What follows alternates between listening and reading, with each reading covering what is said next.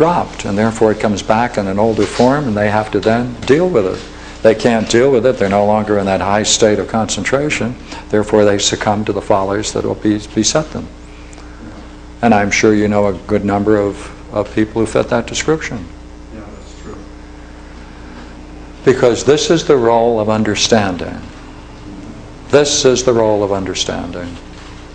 And remember the way we started, we said, this is the role of understanding. It's a certain interesting way in which you have to confront yourself and what you've learned. And when you do that, it's an opportunity for quantum jumps in development. But it's very difficult, independent of any additional Jiriki concentration. It's very much more difficult. Sir?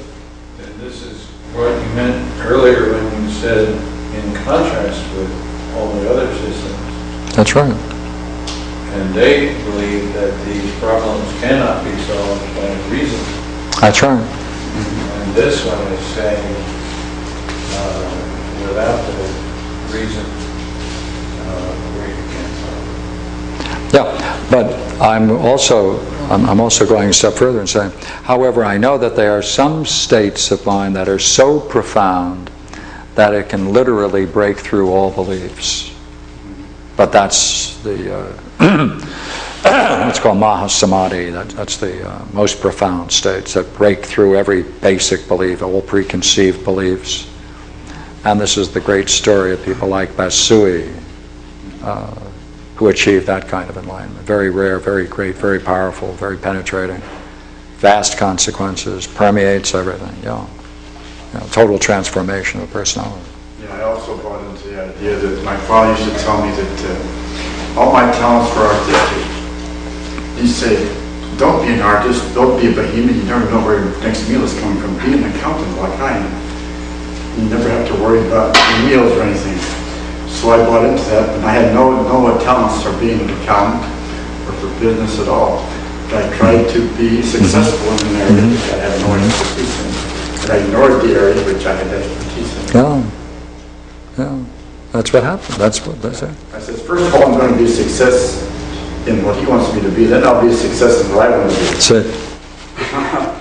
I'll keep both. I'll keep both worlds. Yeah. That's the great dream. Because what's most important about all of this is that these pathologos, as you can see, are irreconcilable with your highest goals. Yeah. Because the pathologos is a deceptive view of the self and reality. And therefore it has to be irreconcilable to the highest goals. Because to reach the highest goals, especially the most meaningful goals, which is the whole quest of enlightenment.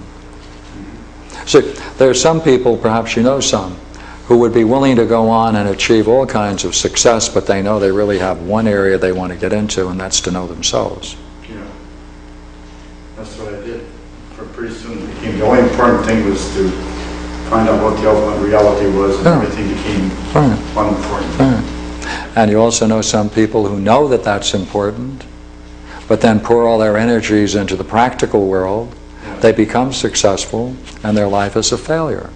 Yeah. Because that's not success. That really doesn't test these basic ideas. And the only real development is when we bought into the wrong idea, but a success. Yeah, well, that's right.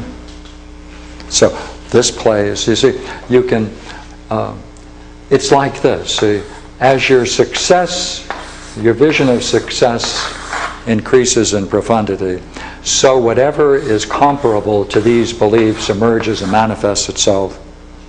And therefore, to go the next step, that's what you have to give up. That's what you have to see through. That's what you have to drop. And that's the opening up into the next step. So theoretically, if it were possible to find some way to be able to identify all of the basic pathologos a person has, both about themselves and the nature of reality, then you could match them and say, okay, now these are the studies you're going to have to go through. So why is it the most interesting thing? By heavens, I think it's the most profound thing I know of. And that is that what this says is that unless you have a true view of the self and the nature of reality, you're going to suffer.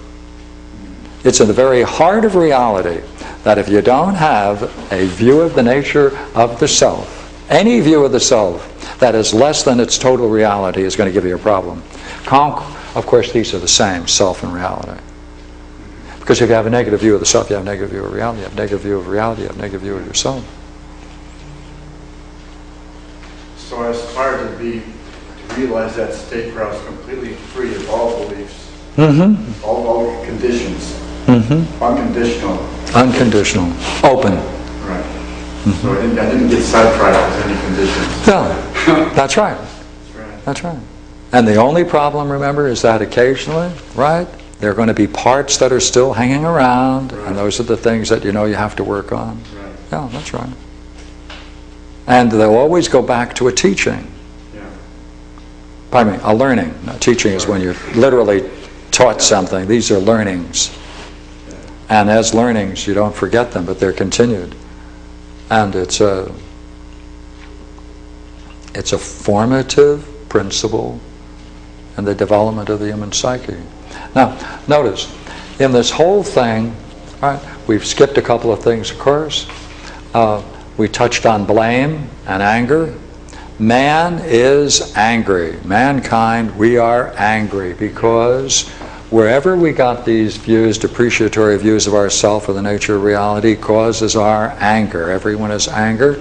Everyone fundamentally is angry. A lot of anger. Has to have that anger. So much anger when I get up to sing, my throat would choke up. Right. So then I realized I had to go beyond and get to the source of why I was angry. That's right. And that got me into the spiritual thing. That's how I it realized there's no other way. No other way. Well, you're very fortunate in being able to make that jump. Yeah, look, see, now, see, it's not a blame game because they didn't know they were doing it. They didn't know the consequences of what they were doing. It's part of the milieu, part of the way they're relating, right? It can be not only parents, but any authorities. It's not just a parental thing, right? And therefore, there isn't any problem of blame. It plays itself out in the inner dialogues, daydreams, but this is not where I want to go, testing.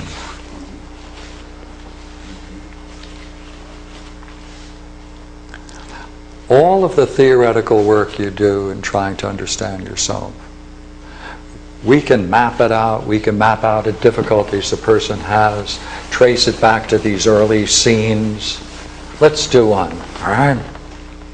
Here a person is trying to achieve something, they set themselves a significant goal. They find the fact that they create the scene where they can then function most ideally. They have everything they need to work, and then they put it off. They find other things to do and so destroy the goal they set. Right. Now, we can get a description of this in great detail.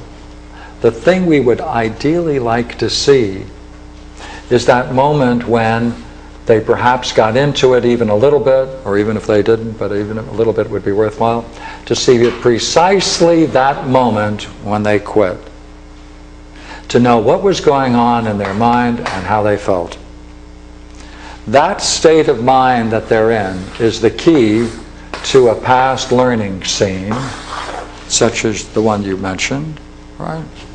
And then, see, you can map it out, you can talk about it, you can see how your father looked, there you were doing dishes together, right? Here he's confiding into you into something. It can have many particular scenes like the unfoldment of a play or a drama. That's called understanding. That won't get you out. That won't get you out. It'll give you insights. It'll be very interesting. You'll enjoy it. But you now have to go back to the thing that is undone, the most important thing, whatever the most important thing is for you. And the more significant it is, the more important. The more significant it is, the more, the better what we're now